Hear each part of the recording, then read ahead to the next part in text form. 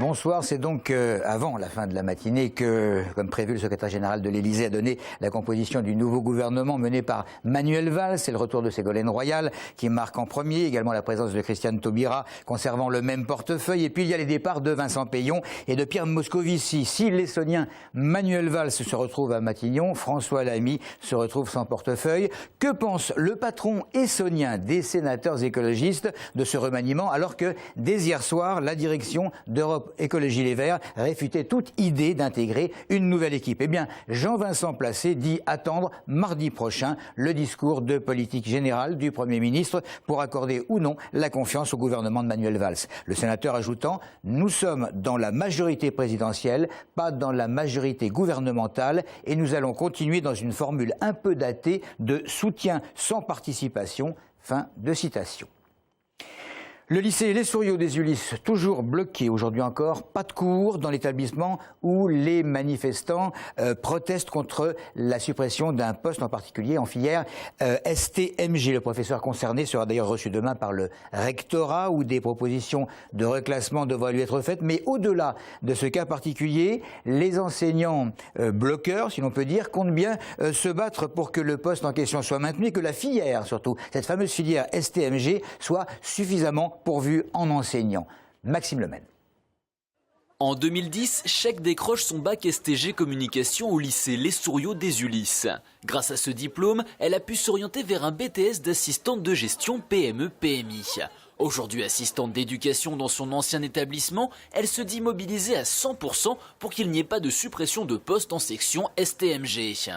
Cette section est super importante et surtout c'est qu'il y a des débouchés par la suite. On peut se permettre de faire des BTS, des IUT et voilà, on peut les décrocher ces BTS et puis après décrocher un boulot.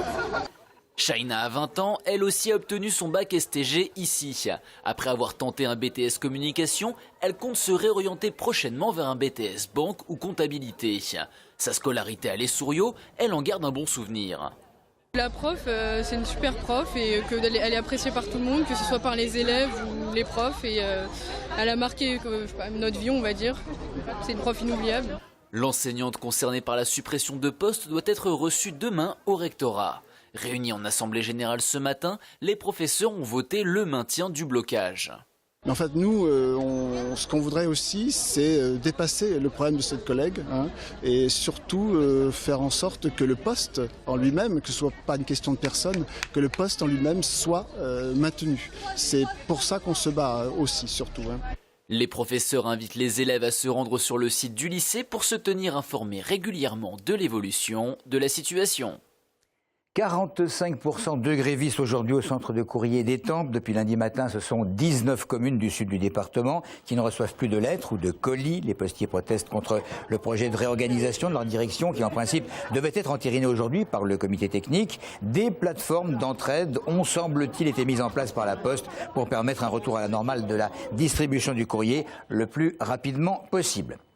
Aujourd'hui, le réseau TIS et l'Association pour les paralysés de France 91 renouvelaient leur partenariat visant à améliorer l'accessibilité des transports des usagers en situation de handicap. Depuis 6 ans maintenant, de nombreuses avancées ont permis d'améliorer l'accès au transport, renouvellement des bus, formation des conducteurs, aménagement des arrêts. Le but de TIS, c'est rendre le réseau presque totalement accessible d'ici 2015.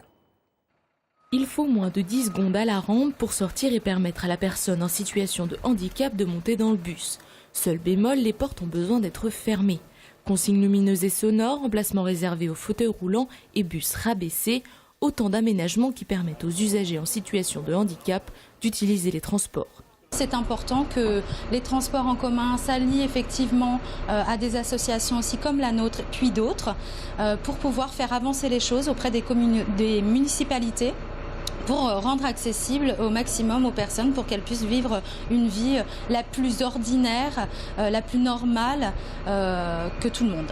C'est donc une nouvelle convention qui se signait aujourd'hui entre TIS et l'APF 91. Ce partenariat permet à TIS de mieux adapter ses transports grâce au conseil de l'association. Voilà une dizaine d'années que le réseau travaille sur les aménagements. Ce travail-là nécessite du temps Mais aujourd'hui, on peut dire qu'on est prêt pour l'échéance de 2015 qui, comme vous le savez, impose au transport public d'être accessible aux personnes à mobilité réduite. Tous les bus TIS sont aujourd'hui accessibles aux personnes en situation de handicap et d'ici 2 ou 3 ans, 87% des 550 points d'arrêt devraient être aménagés. Il existe encore quelques lacunes, mais TIS travaille à l'amélioration du système. Et puis du côté de l'entreprise PEI, plus de 14 jours maintenant de grève pour les salariés du nettoyage de Renault-Lardy. Sachez que les habitants de Morsan en Seine sont ravis. Depuis des années, ils ne conservaient plus d'espoir d'accueillir un commerce de bouche dans leur commune, commune de 525 habitants. La chance leur a souri et les villageois étaient nombreux ce week-end pour inaugurer un nouveau concept de magasin qui va changer leurs habitudes. Alors à l'origine, c'est un local où il n'y avait rien. Il est resté vide pendant 4-5 ans. Personne ne voulait prendre ce projet en charge. Nous, on a amené notre idée de créer une épicerie fine, enfin épicerie fine et restaurant, de manière à ce que les gens aient aussi un commerce de proximité, puisqu'il n'y a aucun commerce sur la ville de Morsan-sur-Seine. Par rapport aux gens, effectivement, ce qui est très important, c'est d'entretenir un lien avec eux, un lien tout à fait amical, même par la suite, de façon à ce qu'ils aient aussi leur, entre guillemets, épicier du coin, et restaurateurs pour le coup. Nous, on est là vraiment aussi en dépannage, mais également des produits frais, comme de la charcuterie, des poissons. Voilà, on ne fait pas que de l'épicerie classique. Voilà, pour terminer, sachez que 250 Roms qui vivent depuis 1 an et demi dans une usine désaffectée à Villemont-sur-Yvette sont expulsables depuis lundi et depuis des semaines.